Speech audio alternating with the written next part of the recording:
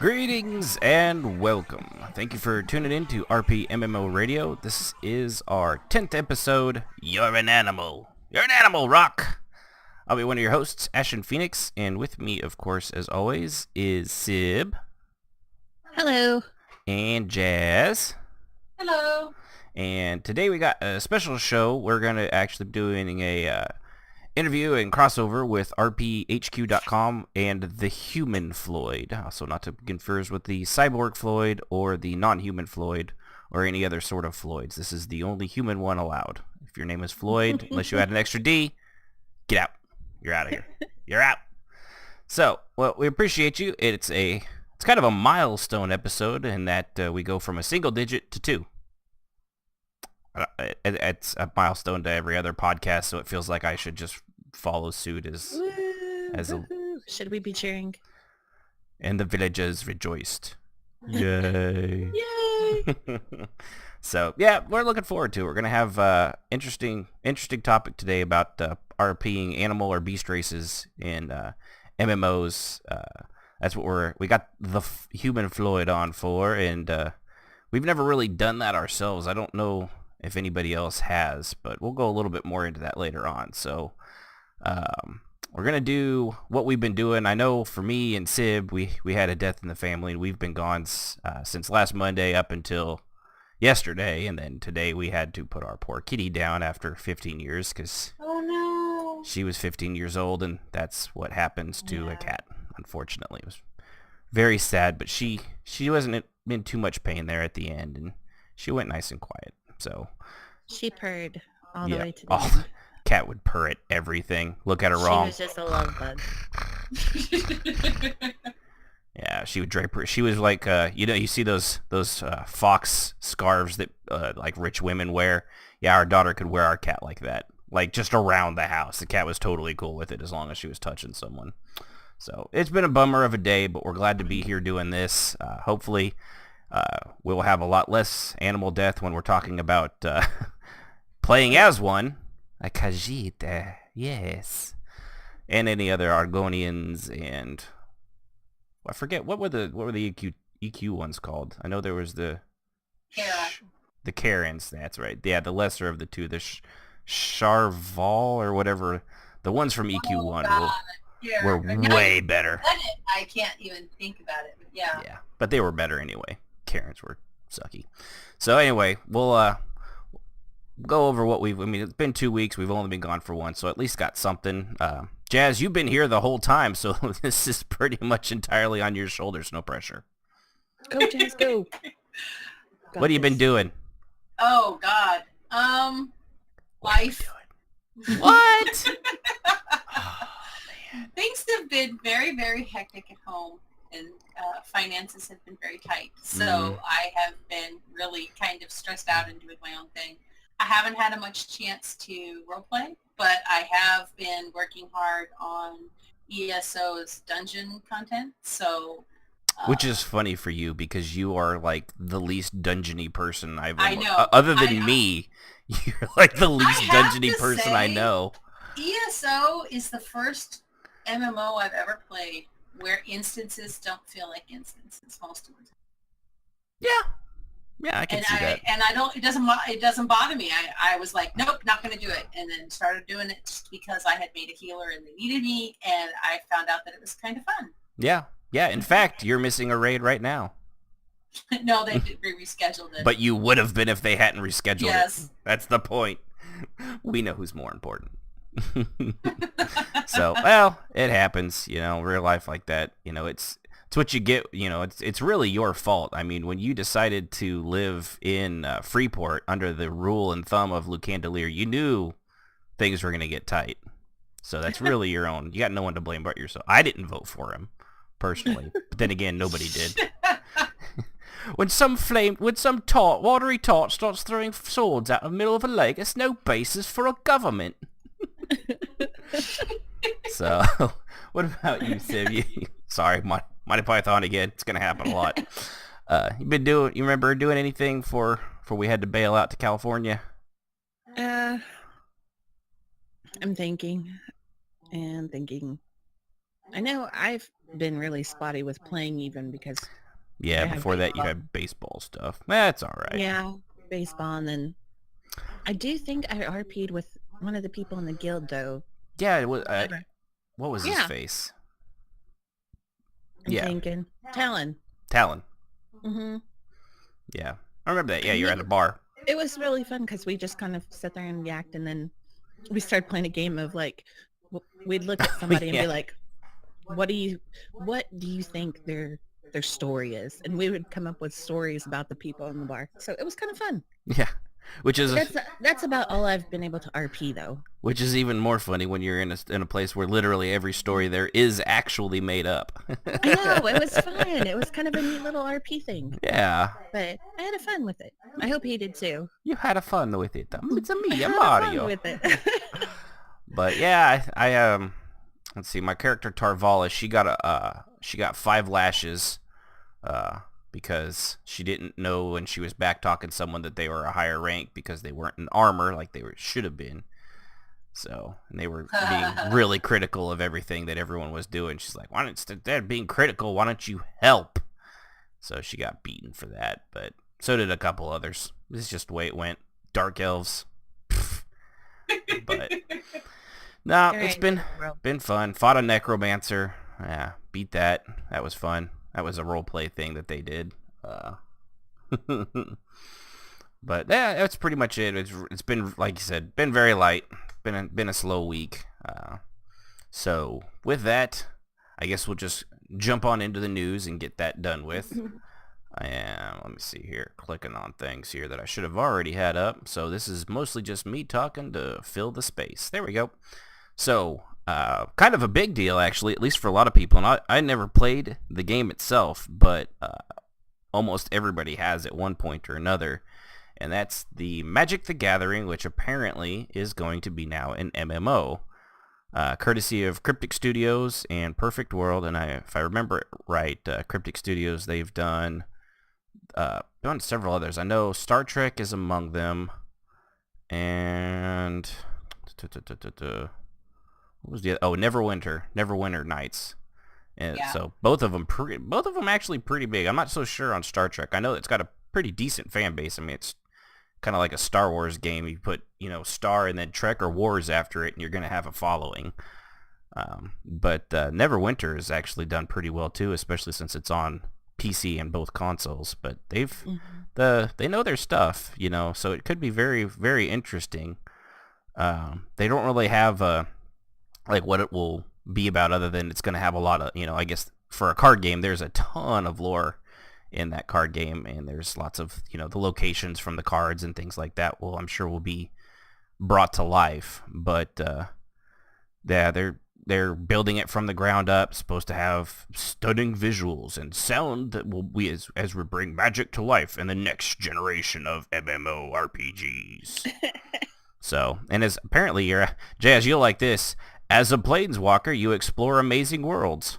It actually will have planeswalkers. I know, right? That's really How many of the people that we have roleplayed with will be like, I get to actually do that now instead of just, making it up.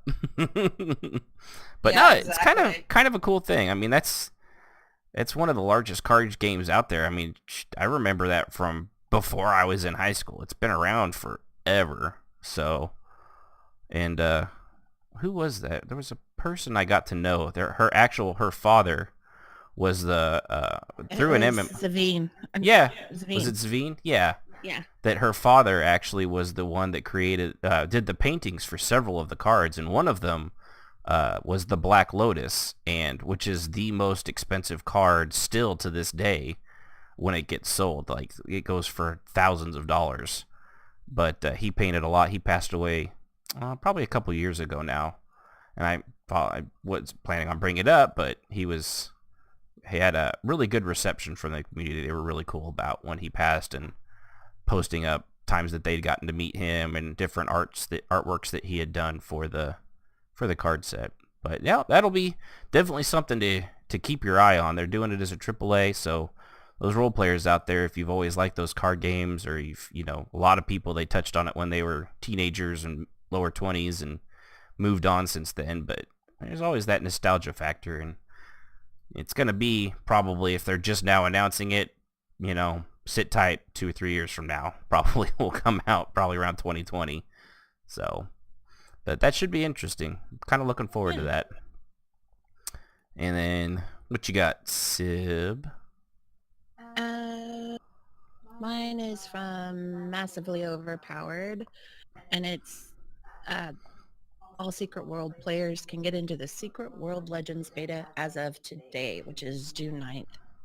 And the article was done by Justin Olivetti. I'm sorry if I mispronounced the name. Basically, they're saying that they're letting everyone, if you have a, good standing, account, then they'll let you go into the Secret World Legends early, and they're supposed to be sending out announcements if you get the invite, and the good standing basically is if you had your account active for the last 30 days, and the non-disclosure NDA, yeah, is in effect, and of course all beta characters will be wiped before the launch. So as always. Yeah, it's just, I thought it was kind of neat. Yeah. That, they were letting people come in early. Yeah, that'll be one to kind of see what they've done with it, because I know there was a pretty good roleplay community in there as well before it switched over. So it'll be interesting to see if they can continue on with that or not, how that works out. I picked it because I know we played it for a while, and it was a neat game. Mm-hmm. It wasn't quite my cup of tea. I tried it. I would have played it if you kept playing. Yeah. We just kind of floated away from it, and then the combat was real clunky, which is supposedly one of the things they're fixing in it and changing around. But the content itself was really cool and really unique for MMOs. So it'll be interesting to hit that up again. Let's give it a try and see what they've done, if anything. Yeah. So that's why I picked it. That article. I know something about it, and I am curious to see how the turn out in the end. Yeah. Jez, did you have anything extra that wasn't on here? I really didn't get. I spent like 4 days looking for something. You both hit on the two things that I had seen. Ah. I had them sitting here on my browser, and as you started talking, if it's not in the show notes, it's free game. Yeah, I know, it's my own fault. Article stillers. But the only other thing that I've really kind of been pulling up lately is Pantheon again. Keep an eye on that. Just keeping an eye on that, because I keep having this vain hope that they're gonna be RP friendly. I really like the way the characters look, at least the artist rendition so far, and I really like the overall premise of the game. Mm-hmm. And if done right, I think would be a great RP environment. I'm not hopeful though.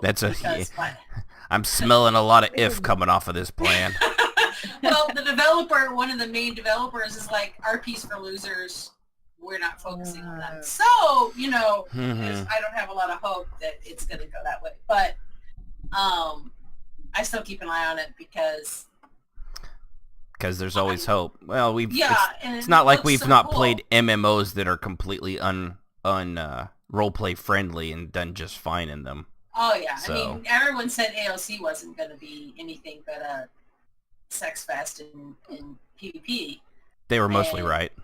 They were mostly right, but I did some of my best RP I've ever had outside of EQ Was through there. So, Yeah. It definitely had its things.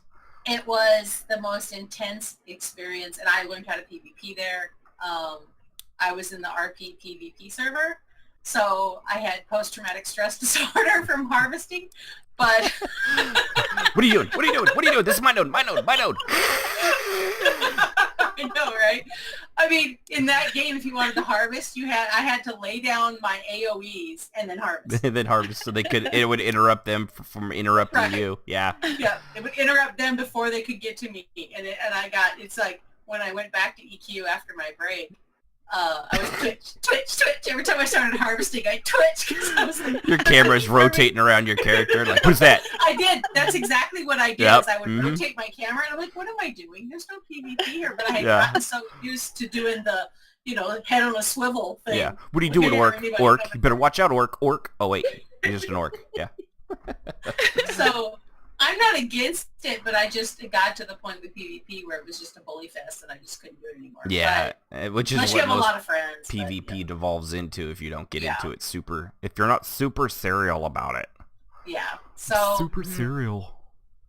I know that's what really, we played Aeon for a long time. Mhm. That's what turned me off on Aeon. When you got to a certain level and had to go to certain zones, the PvP kicked in, and I hated it because I'd be going along just fine, and all of a sudden I'd just get killed. And I'm like, you gotta be kidding me. All I want to hated do it. is walk. Yeah. I just want to fly through this zone. I'm sorry. Yeah. It was annoying. Mhm. yeah, I had that happen a lot in Tor. I would wander. Somehow I had turned off my warning that you were entering a PvP and hadn't realized Oh, it initially. no. So I thought the game was bugged and it kept putting me in PvP zones. No, my stupid butt was wandering into these places and I didn't have my warnings up. Yeah. And then I remember there was a game reset or something and it reset everything for me. No, it got corrupted and I had to reinstall. And I reinstalled the game finally, and I was playing, and I was in a zone I had been in before, and I had said some PvPer was able to kill me. He wasn't even in a PvP zone. Yeah, no. When I was wandering over there harvesting, and I was like, in 10, 9, 8. Yeah. Like, The what? countdown. And I could see them inching away in the darkness toward me, and I was like, oh my God, run! I know. I remember that countdown, and I would go and be like, oh crap, and I'd take off running in the other direction. Run away, run away! Yeah. Man, you Leave role the players are a hands bunch in of the air. pansies. That's right. I do not appreciate being jumped by someone 8 levels higher than me that I don't have a No. prayer of killing. Yeah, that was I don't crap. really see. That's why I think this game, I could see how it might actually be fun. And I've been Mhm. thinking about trying Serial because everybody's kind of on the same level regardless. Yeah. It definitely, I you get some advantages, but yeah, Elder Scrolls Yeah. seems to do it pretty well. I'm sure once we get in the nitty gritty of it, when any of us actually jump into it, we'll be like, all right, well, this part sucks and this part sucks, but until then, seems okay. Yeah. As a completely layman's, reasoning, sure, why not? Seems all right. But Yeah, so, I think that it would be, because I don't PvP badly, once I learned how in EQ in our dueling, constant. they're dueling, basically just incessant twitchier dueling. mobs. I mean, it's just another person. So I know Triton was absolutely insistent that everyone in our guild learned to PvP. If you remember, we would all have these big matches where everybody would have to go against each other. / duel. Yeah. Yeah, And which I I spent wish most more of my games would time- introduce, really. I don't know why Yes, that's not a that thing. was fun. Yeah, it was nice. It was fun because we could just sit around and do it. Yeah, And friendly even though conversation.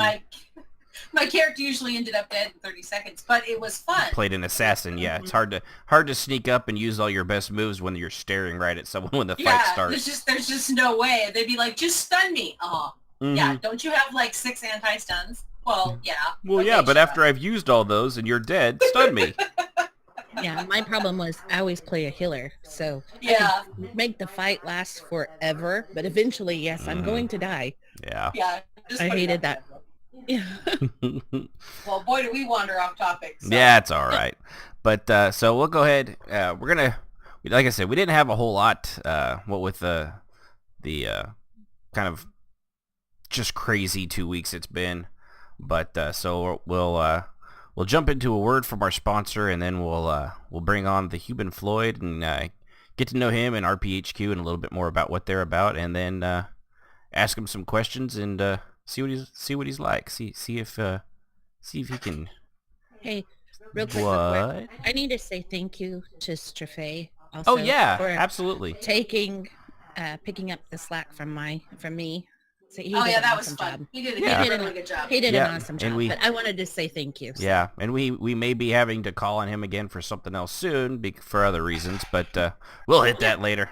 But I just wanted to throw that out there. Our pinch hitter. So, all right. Well, we'll hit a word from our sponsors. Let's be clear in my throat. Ah, greetings. Shadar here for your Khajiit needs. Shadar's all things Khajiit. We have everything the discerning Khajiit might need. Khajiit cannot live on moon sugar alone. No, no, no. That is why Shajjar, whose name I can often pronounce even though it is my own, has all the latest in legalized catnip. We have the cherry pie nip to put a smile on one's face. The white rhino nip for one who likes the catnip to go straight to your head. And the popular cheese nip, a personal favorite. It smells like a strong cheese and will have you rolling like a kid at play in no time. And should you ever feel the need, Shajdar has all the best balls of yarn in any color one could wish. Yes, yes. They are not just for the young, but also for the young at heart. No Khajiit likes a bath, but sometimes one cannot simply do it all alone with one's tongue. Suffering from mange or get something in your fur that is too sticky, we have the best in specialty shampoos for those hard-to-remove spots. Scentless, of course, so that no one knows your shame. Lastly, we have the best of scratch posts. The furniture is no place to keep one's claws sharp, after all. We have the thick hardwood posts down from 4, 6 to 8 feet, and posts have a sturdy base covered in hempen rope for one's back claws, which you should never neglect. With only a slight upcharge, we can get the catnip scented hemp. Let your friends know you are making more coin and are better than them. Come down to Shajadar's All Things Khajiit, because Khajiit has wares if you have the coin. Aw, look at that. Nobody even died in that one. Or was humiliated. Or burned at the stake. Sorry. That was awesome. That was awesome. Well done. Hold on, I gotta catch my breath. Apparently, Khajiit use a lot of lung capacity to speak. Boy, was that really... That's working out. So, alright. Well, that was fun. Kajdar's All Things Khajiit. So, with that done, I think we'll go ahead and go on to our main topic, which of course is playing animal races. And with that, we're going to introduce TheHumanFloyd. He's from RPHQ.com, which is a pretty handy little site for all things kind of role play and like forums and whatnot like that. Let's see here. Oh, well, I don't have him muted. He's muted himself. But so we got without any further delay, TheHumanFloyd. How you doing, Floyd? Hey, good. Thanks for having me. No problem. Welcome. Hello. Welcome. Thanks, guys. I think I need to go visit Kajdar's shop and Yeah. browse his wares, so to speak. That's Pick up some of right. that catnip. Yeah, that white rhino nip. That right, right. Yeah. Completely unrelated to writing that, I learned a lot about pot. Those were all real names of pot actually sold in various Yes, places across I the world. recognized a few. I thought that would be a fun thing for our 420 friends out there. Blaze it! Oh, yes. But so it's good to have you here, Floyd. I really appreciate you. You're the one that reached out to us, and kind of you've actually listened to our shows, which God bless you, man. You're a saint. I mean, those first few episodes were rough. Painful. Yeah. Yeah. No, I really, I was super stoked to find you guys because you're basically doing exactly what I've always wanted to see out there. So it was like, holy shit, somebody's actually doing this. Yeah. So what Must meet them. Yeah. Go. What? I've been visiting your RPHQ and your various things, but go ahead and tell us a little bit about what it is you're doing, what you're after with that project. Yeah, so it's actually rphq.org. .org. I'm sorry. I always assume Good .com. job. Wow. All right. Man, Show's there's over. impressions and First everything. interview, and whew. No, yeah, so it's rphq.org, stands for .org. Roleplay Headquarters. Yeah. It's essentially, we want to provide like resources and networking for role players and DMs. Essentially, this is kind of the site that I always wanted to see out there, and so I just got together with some people and said, okay, this doesn't exist, so let's make it happen. Yeah. Yeah, and I've Um, talked to a few of them on your Discord. They're all real friendly, real friendly. Henry? Friendly. Most of them When does I Scooby still show up? I'm still Khajiit. But yeah, they're all real friendly and real cool. Yeah, and the Discord is where most of the action happens. We have some old school people like me that still like the forums too. Mm-hmm. Yeah. And so that stuff is good for the networking. We like to try to like get role players together to work on projects or find players. We have a pretty decent sized community list for MMO role players out there. Mm-hmm. And one of the other things that we want to do is have resources like useful articles or how-to guides, videos, stuff like you guys, things that role players can use for all types of role play, not just MMOs, to get more into their hobby, advice on things, tools that DMs can use for this or that. And our resource pages are kind of like under construction right now, but that is something that we are working really hard on. So at some point here, once we get past this like little bump of getting started, it will be a really useful site, essentially like a hub that you start at and then can get to anything roleplay related from. Yeah, and you've already got, and you're largely too on YouTube is what you do. So far. It looks like you've done a lot of your stuff on. Yeah, YouTube is kind of our big starting area. We've got a few years worth of videos, lots of Elder Scrolls Online roleplay stuff, but other things too. We have a big Let's Roleplay in Rift series that has been super popular lately. We do some like recorded tabletop roleplay online, guides, all kinds of stuff. Yeah, and that's one of those things we have. I think coming up with you was it the 13th? I think it was. Yeah, 13th, that's gonna be awesome. We'll be doing a special ESO roleplay with that's what I was saying. We might have to have Strafe pinch hit again because unfortunately Sib does once again have baseball, so it's just impossible to completely do around. But we've already had to switch that poor time. I think this twice from either from a death in the family and before that it was I don't even remember what the other one was, but we've been trying. Yeah, and that's the type of thing too. We'll record that ahead of time and then post it on the YouTube channel after I've kind of gone through and edited it. But yeah, that's basically just going to be it kind of relates to what we're talking about tonight, because I will be role playing as a beast race, and you guys will get to interact with my creepy, weird alligator dude. Yep. Yeah, and I've been looking forward to it, but yeah, we've all got characters there too, so that's going to be a lot of fun. I've been looking forward to it for quite some time. It's always fun meeting somebody that there's the dogs. But it's always fun meeting somebody, especially when they're cool out of character, so that that anything said in character doesn't get taken personally, which unfortunately does happen sometimes when you're meeting new people. But it's always cool to be able to if an insult is thrown, or if somebody's snobbish, it's all cool. Totally. That's why I like it's nice to know that you guys are experienced role players, and we kind of have already like that basic communication already established just from the culture. Yeah. And definitely we think very similarly on a lot of the role play ideas and ideals and the basic rules, I guess you would say, the standard rules of that most people accept. But there's always those outliers. It's like, no. Very rarely, but still they're out there. Yeah, more power to them, but it is nice to kind of have, it's kind of like lore, Yeah. If we all know the same lore, then we're already speaking the same language. Yeah, exactly. So, all right, so that's rphq.org.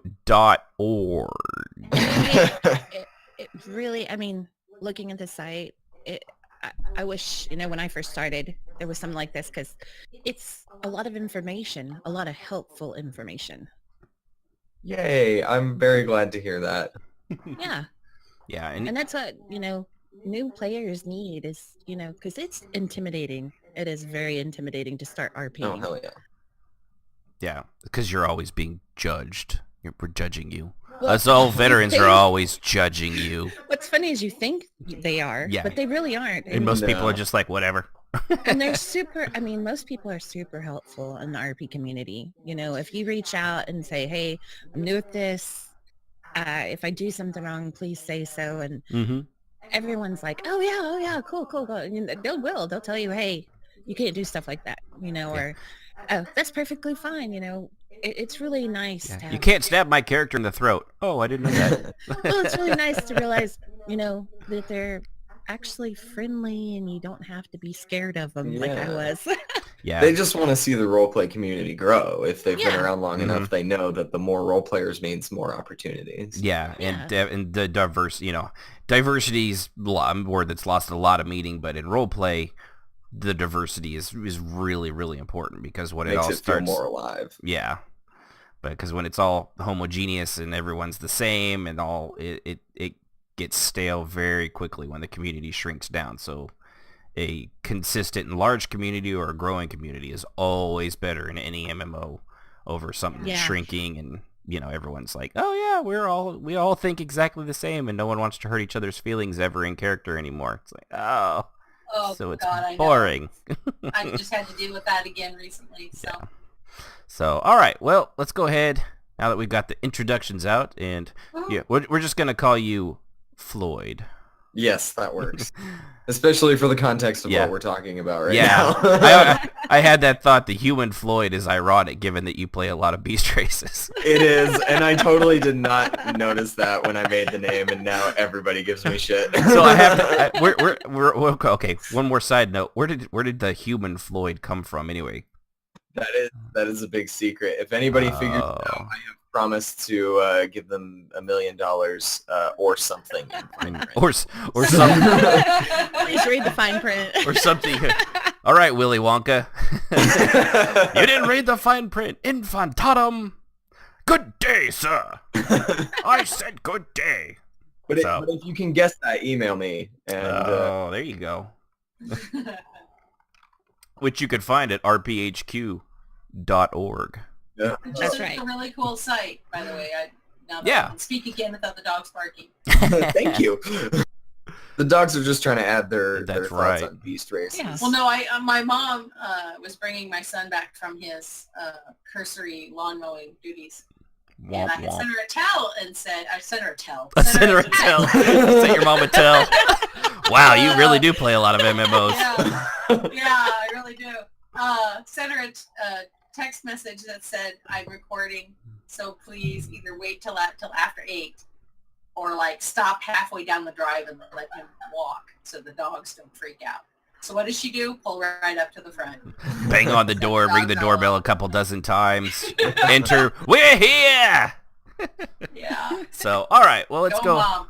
Let's go into we got some questions for Floyd, and one of them will be, other than what we already asked, what's the draw for you and others that played like beast races over, say, the human elf or dwarf, you know, the manish races, I guess? What's the draw for you to play a beast race? Yeah, that's a pretty big question. I'll keep it as concise as possible. For me personally, I've worked with animals a lot. I worked in a wildlife sanctuary with wolves and lynx and coyotes and stuff. So, I mean, personally, that's Well, a now I big hate draw you for because me. your life is already more interesting than mine. I live in Montana, so I have to fight bears Oh. every time I walk out the door. Yeah, well, I'm even in the mean streets of Oklahoma, so it's gunfights and shivings every day out here. Well, Different kind of wilderness. oh, okay. But yeah, I mean, and you know, even though that's kind of personal for me, I know that a lot of people who roleplay beast races are really into animals or really into nature, spend a lot of time outside. So that's a pretty common one that you see. A lot of people just play them because they look cool, and you know, and it's like, oh, I want to be a dragon man. Yeah. And then a lot of times after they kind of are like, oh, I'm going to play this cool lion person or whatever, they kind of get deeper into it and realize that there's more than just that. I think if I have to narrow it down, there's like two major features about beast races. The first would be tribalism is pretty common in most beast race lore. And then zoomorphism, for lack of a better word, the animalistic aspect of it. Tribalism, you know, like nature worship, nature magic, close-knit us versus them type of mentality. That shamanistic kind of mentality. Get close to nature and all that stuff. Yeah. That's a pretty big draw for a lot of people that are interested in that. Kind of the tribe is more valuable than the self. Pretty much every beast race that I've come across in their lore are based, if not specifically on a certain type of people in real life, they're based on folk traditions in general and like tribal cultures in real life. Yeah. And I think that people, some people at least, play them because they kind of want to reconnect to that. They want to like, you know, see what it's like to live in a tribal culture or see what it's like and experiment what it's like to live kind of after you strip away, you know, the modern society type of stuff that we have to deal with. It's kind of like getting back to your roots almost. Yeah, by a few thousand years. Yeah, you know, now that you say that too, the because knowing what I know of ESO lore and say like the Makote in Final Fantasy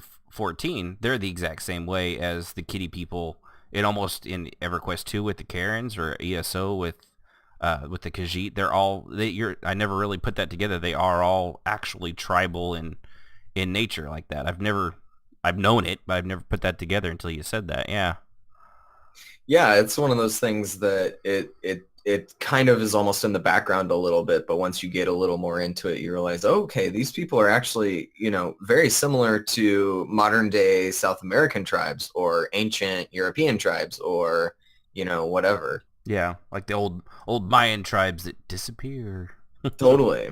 Yeah. And then I think also that just the bestial, you know, the uncivilized or barbaric, you know, don't care about the city folks' manners, you know. I think that is a big draw for people too. The beast races a lot of times have maybe simpler emotions, simpler drives. The struggle to survive every day, hunting and eating, all that type of stuff is like a big part of role-playing a beast race.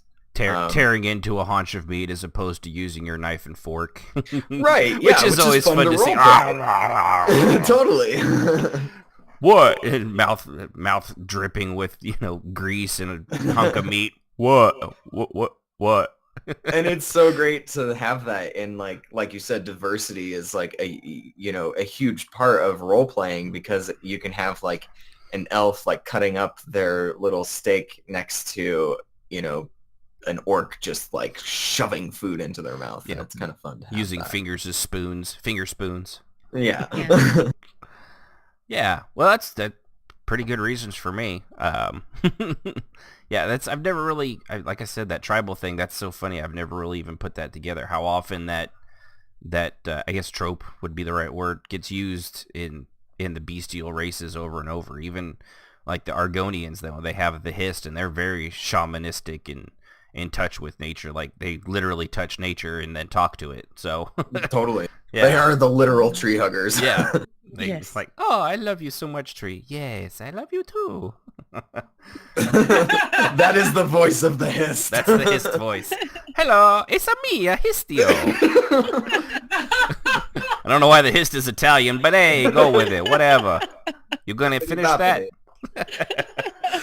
So, all right. Well, so when you play our beast race, how much like research and whatnot might someone need to do in say a game like ESO, where there's, you know, we have the Argonians and the Khajiit, and they have those unusual, you know, as you've been hearing, they've got unusual voice patterns. Like the Khajiit, you know, they use a lot of ones, and you know, they refer to themselves in the third person a lot, and the Argonians is escaping me. You'll probably know the Argonian speech better than me. All kinds of stuff.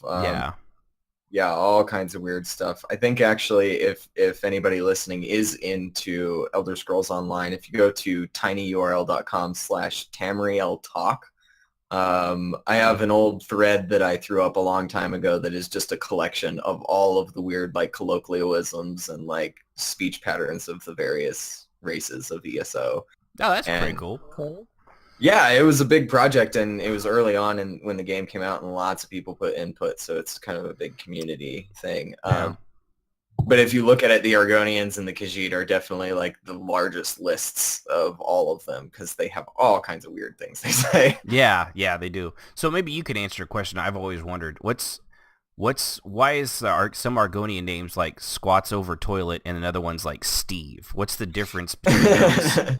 Okay, so this is relatively complicated because everything about Argonians is relatively complicated, but I'll put it as simply as possible. So essentially what you're seeing, if it's like Squats Over Toilet, his real name to other Argonians is probably something like, you know. Oh, okay. And that means like the one who squats over the toilet with the red scales on his face, you know, or something really long and weird like that. So they simplify it when they're talking to non-Argonians. They say, okay, instead You're of too calling stupid. right, you're too stupid, your tongue doesn't move like ours does, so you can either call me Squats on Toilet or like ZG, you know, something pretty easy and simple and Yeah. hyphenated.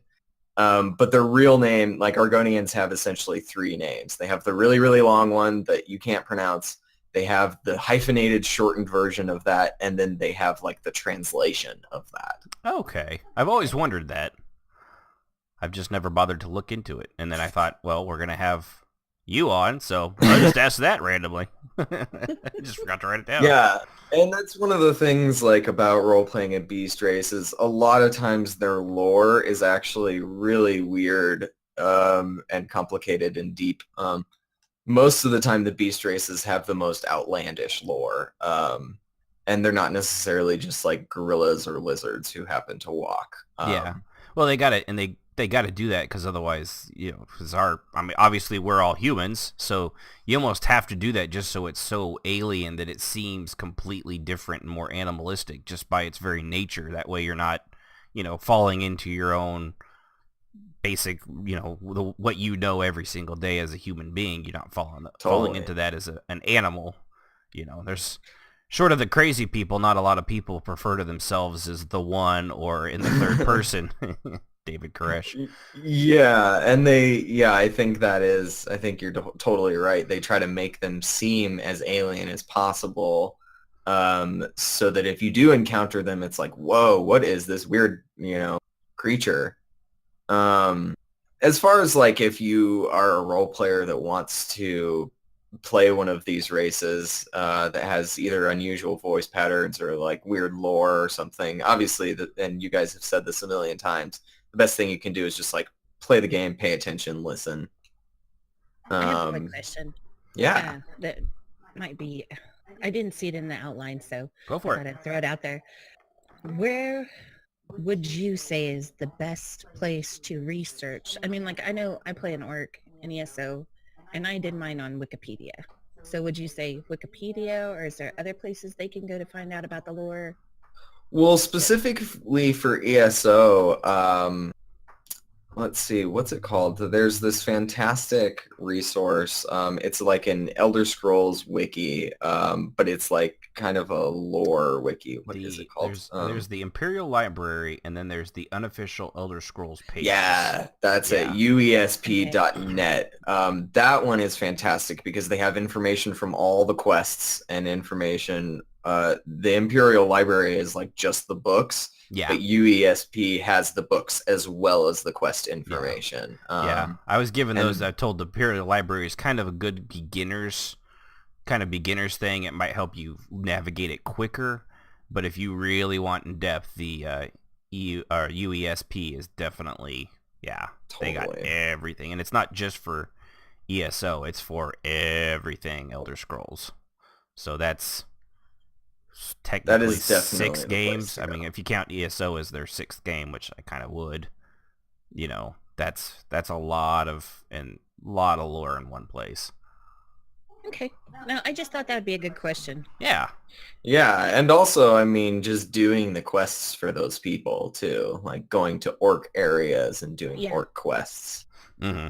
Yeah, I learned a lot doing through Morrowind for Dark Elves, and then of course now Morrowind is. Sorry, I've got the hiccups all of a sudden. I'm not pausing to take a breath. I'm so out of wind sitting down. But I'm a real gamer. Character's been on auto run for 10 minutes. That's right. Even my character running wears me out. Yeah.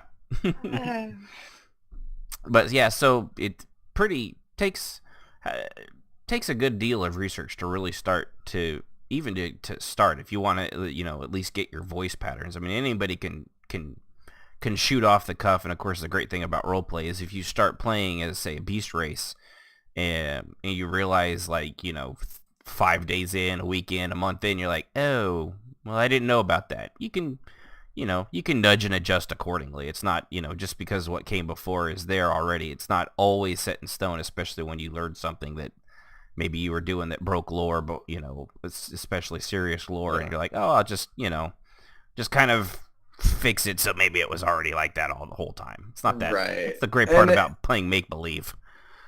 Also, one cool thing that you can do in that situation is a lot of these beast races get civilized. They end up living in cities and they start acting like the humans around them. And that's The way totally it natural should too. be. Human power! Human power! Human power. As the HumanFloyd, he should know. But yeah, that's definitely that's one of those things. Especially one of the things I always love when engaging with a beast race is when they actually are really good at that unusual voice pattern. Instead of just talking like basically any elf or human would, that they do the refer to themselves in the third person, all those weird little eccentricities. I always know that's probably someone that's put a good deal of research into their character and a lot of thought into it too. And I always enjoy that kind of stuff too. So let's see here. We got favorite type of race. So having played them as you have, what's your favorite race to play, and what game would probably your favorite of all time when it comes to beast races? Oh man, that's really hard. I mean, I really like trolls from Warcraft because they're nasty. You would get along with Strafade just fine. Uh-huh. I like the kind of the punk rock, like, Jamaican thing that they've got going on. Yeah, man. I like them all. They're so good. Like, I played a Klingon in forum roleplay for a long time. They're really fun. Yeah. Primal and Honor Bound. Just in general, I like to play characters that gross people out. I like to bother elves. Just like some kind of nasty weird thing. Yep, Strayface's gonna love him. Yeah. I Yeah. can already tell I'm gonna get along with this person. Yeah, he was the pinch hitter last 2 weeks ago. So Nice. yeah, he had a Gormal was his troll in EverQuest 2, and yeah, he was absolutely vile. Not in any like specific like mean evil way, just in the grossness of him was just vile. Oh, it was That's fun. It was Yeah, fantastic. so much fun. So was there ever a game specific, like one game, one race that you loved like above all others? Ah, man. Gun I to mean, your head. Gun to your head. You have to pick one. Gun to my head, I guess I would say Elder Scrolls Online. I have a lot of nostalgia for WoW, but ESO, I had some really, really great times early on. There was a giant Ashlander war in Morrowind that I was involved in. We had a big Skyrim war with the Reachmen.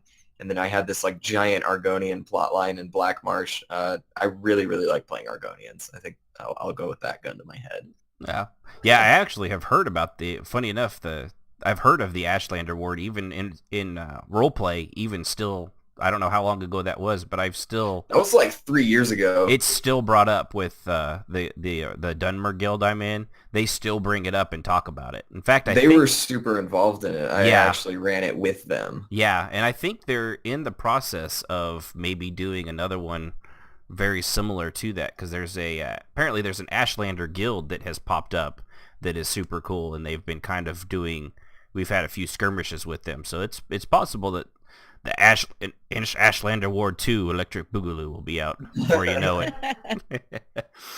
All right, so we've done. Let's see.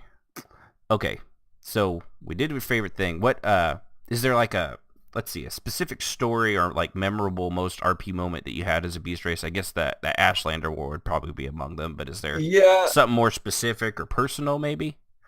So when I was doing the Argonian tribal guild that I ran, we had some visitors over, and I think they were Dunmer. And they were kind of like, oh, let's go meet the primitive tribe folk. And they all like come into the hut and are fed like worms and like rotting mushrooms and stuff. And it's like that scene out of Indiana Jones and the Temple of Doom where they're eating that village's like gray gunk. Totally. And that's so awesome. fun to roleplay. That's so cool. And one of the tribe members came in, and my character was kind of like the tribe shaman, and his apprentice came in and had a cat, like a house cat, and was like, here, Utekja, I brought you this house cat. And Utekja was like, oh, yes, thank you. And he like sets it down, and everybody kind of like goes outside to smoke or whatever, I don't know.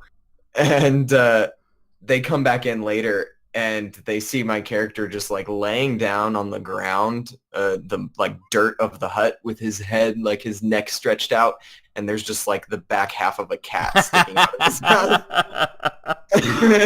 Oh man! Totally swallowing it alive. Oh, that's awesome. That's a pretty good one. That's a pretty good one. Yeah. I can make a Korean restaurant joke here, but we'll skip past that. I had some really memorable Tauren roleplay too. All kinds like honoring the ancestors type stuff. Well, those were the Minotaur people from WoW, right?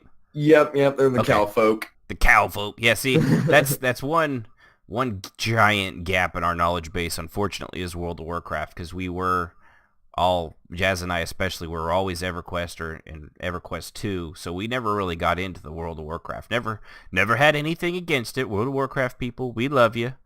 But I did try to play it. Yeah, it just never hooked me over. It wasn't enough to pull me away from a franchise I was already deeply invested in, unfortunately for me. But yeah, that's a gap in our knowledge base. I know there, I thought that was the Tauren, but I know there's also that Necro undead race, which that would be a weird one. Yeah, I mean, maybe some other time I can tell you guys all about the old school WoW roleplay scene, because I was really involved in like the first 3 expansions. So yeah, that would be super cool, because I've always I like roleplay communities just across the board, and getting to the history of them, and there's just so much when you're not there that you'll just never be a part of, and you'll probably never even hear about. Right. But it's always cool to hear it from the old-time veterans as we sit around the coffee table talking about days of yore. Back in my day, this zone was all underwater. That's right. Back in the going through Kithcore back in the day, all you could do was hug the zone wall if it was nighttime. I don't know, you youngsters don't know how good you have it. You kids don't know what Baron's chat really is. Which is funny, I've heard of that. Even not playing that, I've heard of it. But, all right, so we got one question here now, and it's something we have to get into. Have you now, or were you ever a furry? No, I'm just kidding.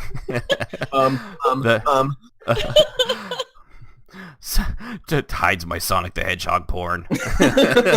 I'm saying it, no. But all right, so we got to hit it up on the furries, because we know I've definitely role played with a few people that probably were playing it because they also like the furry community, and I'm not judging you. You're just a bunch of freaky weirdos.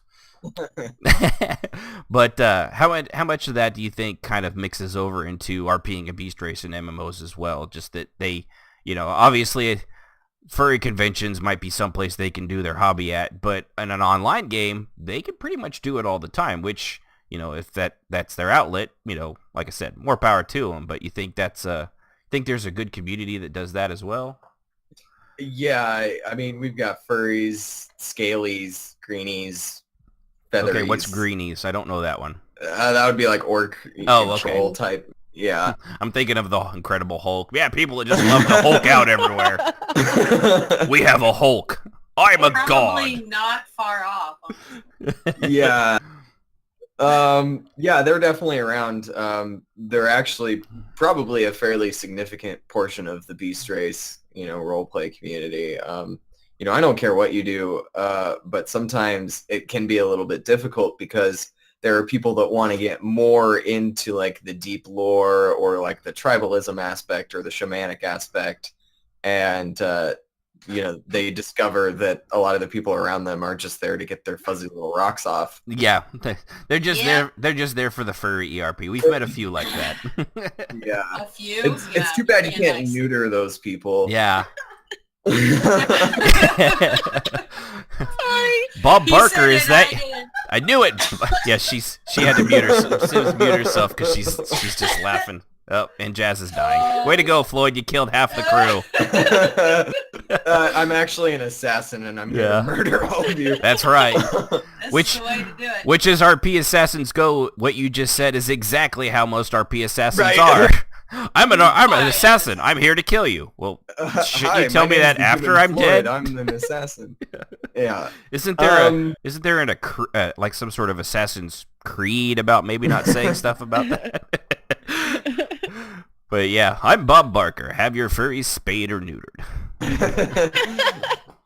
But it's kind of funny though because a lot of times I've actually had people join my guilds in the past that were furries and came in and started role-playing and getting involved and realized that actually they're really interested in a lot of the beast race aspects that don't involve herb and find themselves, getting a little bit more out of it. So I've never been anti-furry by any means or scaly or whatever. No, they're just me neither. Like you said, it's like most sexuality. I honestly just don't care as long as you don't force it down my throat and make me watch it. Literally force it down my that's throat. right.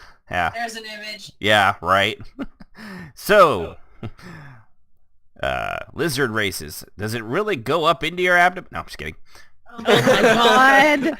Just let's not start talking about kids' dicks. Oh my god. Oh my god. This is not our fault. Who was that in EQ2? We actually have. I can't. Jazzeth. I can't even make that joke up. That was somebody that played in Ixar, which is the lizard race in EverQuest. They were actually. That was a serious conversation they had. I hope. Yes. At least I think it was pretty serious. Like, pretty sure it just descends into your abdomen when you're not using it. It's like, sweet Mary, Mother of God. That's just awful to think about. Yes, the cloaca is a frequent topic of discussion in my Argonian guild. Yeah. Yeah, I remember one very fun evening in the Silver Circle when we got into, it started off as an argument and ended up just being funny, at least for those of us that had a sense of humor, because it descended into this long, detailed, probably more than anyone wanted to know. I think Xana's just logged off. /mute guild. He sent me some kind of tell to the light of, really? Seriously? Because I was not helping. Because I know a lot about lizard anatomy and anatomy in general and animals.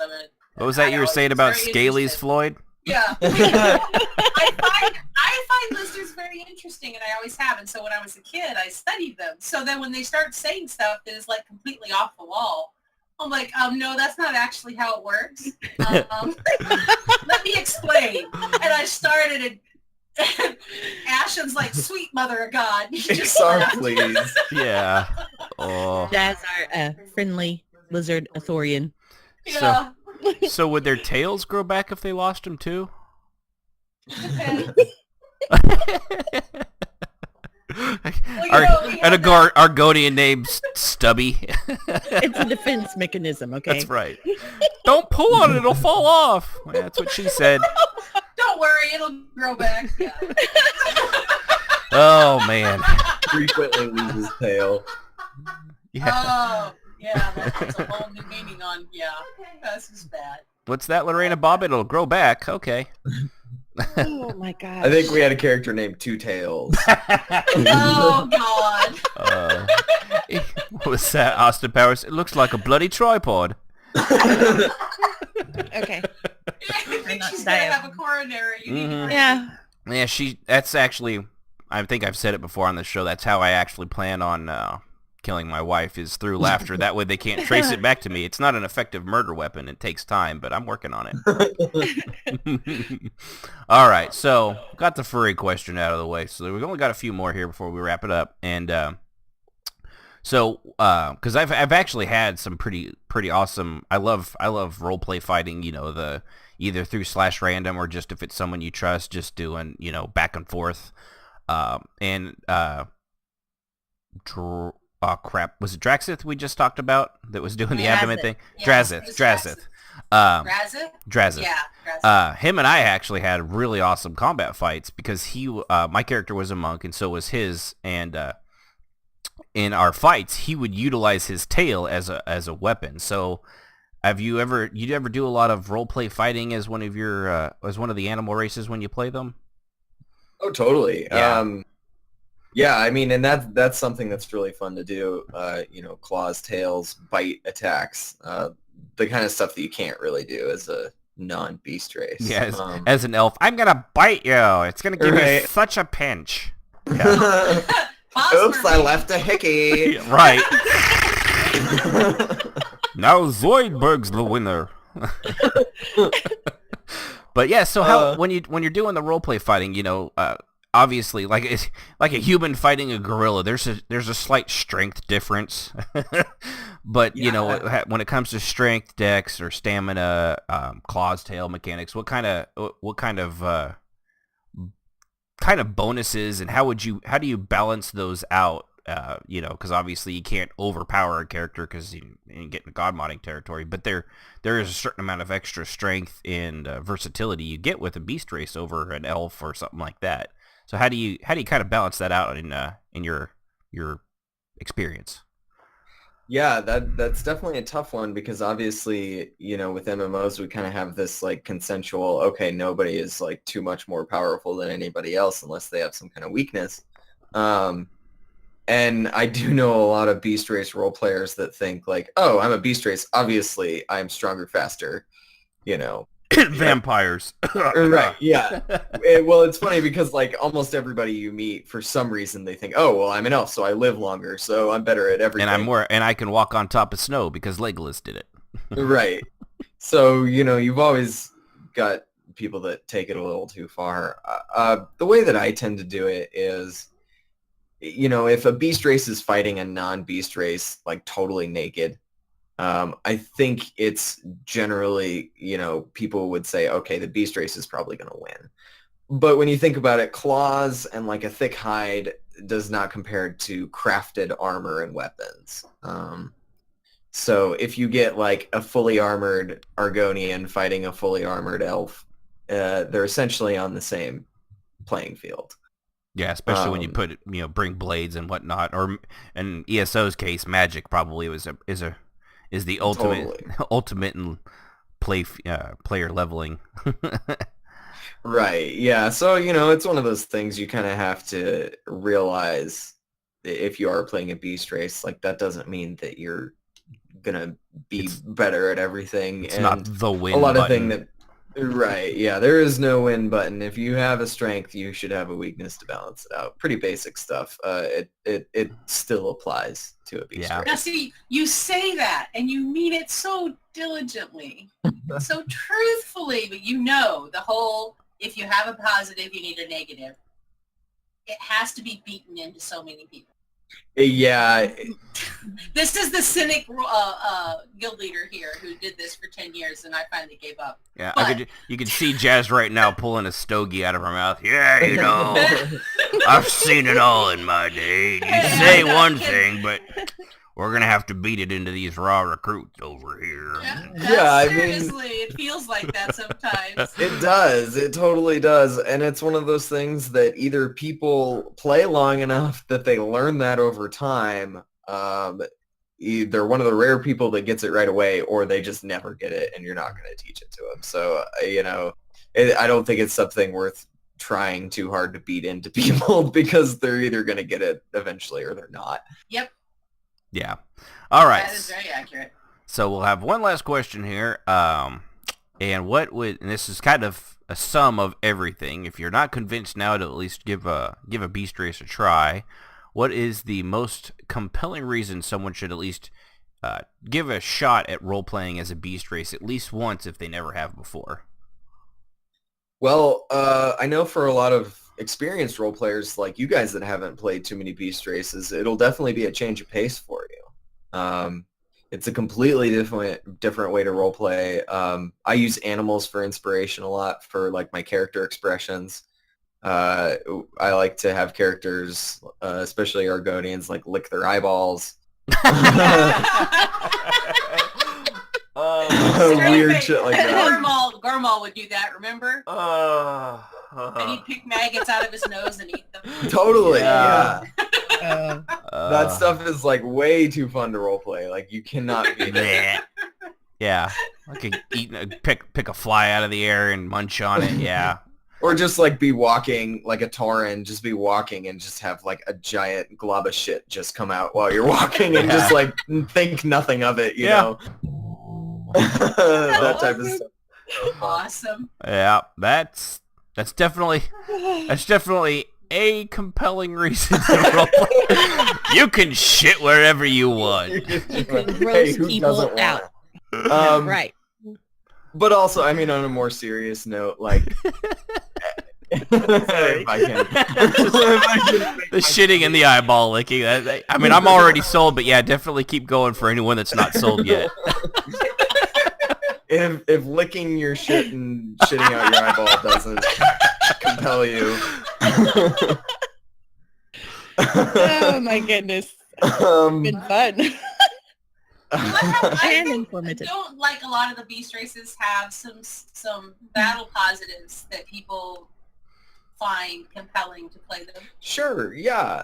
You know, like you said, the tail thing. Like there's all kinds of stuff you can do to solve problems in different ways as a beast race than you might as a man or an elf or a humanoid. For me personally, the biggest draw of playing a beast race is that I can kind of like get into a simpler mindset and kind of like tear all the bullshit away. Not all the conniving and scheming that say a human, Right. or, Yeah. an elven, or especially a Dunmer dark elf race. Typically, they're trying to be 3 steps ahead of them. You play a beast Right. race, and you're like, well, what's for dinner? Totally. The And, end. and that's fun to play too. You know, I love the intrigue stuff. I really do. Yeah. And I love playing intelligent characters. I played a Vulcan for a while on STO. But something about just playing a character that kind of represents those core drives. You know, they may be alien to us in a lot of their mannerisms and stuff, but essentially beast races are what we as humans have been for the vast majority of the time that we have existed. It's only recently that in real life we've become something comparable to Dunmer or Night Elf or something like that. Traditionally, we've been closer to beast races, and it's kind of nice to get to explore that and, you know, dare I say, kind of connect with your ancestors a little bit. Yeah. Yeah, Yeah, and that's a good and point. one thing they're always fun to as well is a spoiler. They're great. Playing a beast race is also a great spoiler in that all those civilized and well-rounded races all about you. You know, they're friends with this basic. I don't know if anyone's ever seen that show from the Sci-Fi Network called Eureka, which was basically a town full of absolute geniuses. I mean, multi-dimensional devices, this and that. And they had a sheriff that was just a dude. He was just literally just a sheriff. He was not smart. I mean, he was smart, but he wasn't genius smart. He didn't know what was going on. He had common sense. But he had what they didn't, and that was common sense in a Totally. simplistic way of looking at it. And they would have these absolute horrible things happen, and he'd be like, well, why don't we just do this? And they'd all look at him like, Easiest thing to solve the that problem. just simple enough that it might work. You know, they're playing a Totally. beast race is exact like that. It's just like that. There are great spoilers to the you know, the schemes and the backbiting and all these complex things, and they can come in and make it a little, bring a little levity to it sometimes, and also bring maybe a little simplistic view to something that shouldn't be as complex as maybe they've made it. Yeah, and you know, one of the things that I had a lot of fun role-playing in Elder Scrolls Online with is the Dunmer groups would come over and try to be like conniving and plotting, and none of their plots would work because our characters were just like, okay, I'm gonna go like pull some radishes out of the garden now, bro. And you know, it was really, really fun to like know out of character, like, oh shit, they're trying to get one up on us. And for it to just to not work just because our characters are just so like straightforward. Yeah. The old pulling the radishes out of the ground routine. Been foiled by it a million times. But no, that's all actually pretty good, pretty solid information, especially like I said, we've, other than Jazz, have you ever played as a beast race? I can't remember. I think I asked you earlier, but I tried playing Froglock. oh my I god. love I really enjoyed the Froglocks, particularly because I am mean and evil, and I'm a tease by nature. The long tongue thing was so much fun because I could torture furries. Because I'm a bad person. Anyway, I couldn't get past the hopping thing when I was doing battle. I barely managed to handle being a fae without losing my mind. And the only way that I leveled her was because I had a Shadow Knight who was a human, and she followed him, and I basically power leveled. They leveled together, but I only had to look at her when I tabbed over to check quests. Yeah. Okay. So bringing up Froglock, I have to bring up the one character that is better than any other Froglock or any beast race ever, and that is Professor Redeep. Yes, he was awesome. I don't know. Born in eggs. I don't know who this guy was. He had to have been off the charts brilliant, honest, in real life. He never broke character. I don't think I ever had a single conversation with him out of character except when I returned to EverQuest 2 and he said, "Hey, it's good to have you back." Good to be back. All right, I'll see you later. But what his character's whole premise was is that he was a Froglock, and he obviously, in his mind's eye, it was super easy to tell females and males, right, from Froglocks. Now the trick got into other races, because clearly it was nearly impossible to tell the sex of any race that wasn't a Froglock, because they had different vestigial tails, which, as he referred to them, was hair. He often would ask my monk Dark Elf when his mating season was coming about and if he was prepared to lay eggs, and that why his that he could tell that his mating season was coming because his mucus glands seemed to be getting ready to over secrete. This guy was, I mean, just the stuff that he would come up with off the top of his head was absolutely brilliant, and he was just so much fun. But just the fact he actually wrote several in-game in EverQuest 2, you can actually write in books up to I think like the limit was 5 documented pages. Yeah. And he actually wrote books as the character defining how it was that you would be able to tell the sex of like different humanoid races. It had nothing to do with it, and it completely skipped the boobs and genitals. That had nothing to do with it. That was just vestigial organs. They had absolutely no purpose whatsoever as far as he was concerned. It was just a brilliant guy. So I got to give Redeep a shout out if he's ever out there listening. That's a perfect example of how to just have a lot of fun playing a beast race. You can just be weird. Just a total different mindset. You don't have to think like a person. And honestly, it's, you know, like me. I can't tell. I look at a lizard or a snake. I don't know which sex is which. So why would they be able to do any different.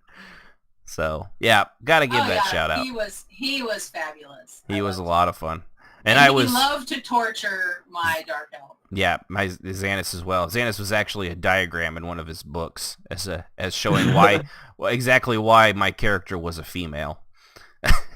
Yeah. Who he was not.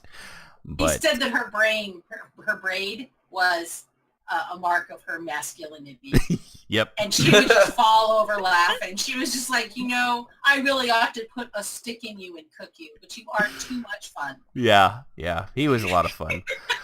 So I think that about wraps up our show. I gotta say, Floyd, it's been a lot of fun having you on here. It has. Yes. Yeah, thank you so much for having me. I'm completely stoked about your show, guys, and really honored that you had me on. And I'll do anything I can to help you guys out. We'll definitely be promoting you on RPHQ too. Yeah, appreciate it. Yeah, and we'll definitely have to have you back to talk about that other thing you said you would talk. Oh, wow. It's like, what was that one thing? I know there was something. World of Warcraft. That I don't know, for anybody that haven't ever heard of World of Warcraft. It's pretty obscure. I don't know if you've heard of Azeroth. It's a pretty big game in Asia, I think. I don't know. Actually, I have no idea if it is. It's probably, compared to some of the Asian MMOs, they're probably like, wow. Oh, no, it's a big deal in China. Yeah. Well, if the Chinese love it.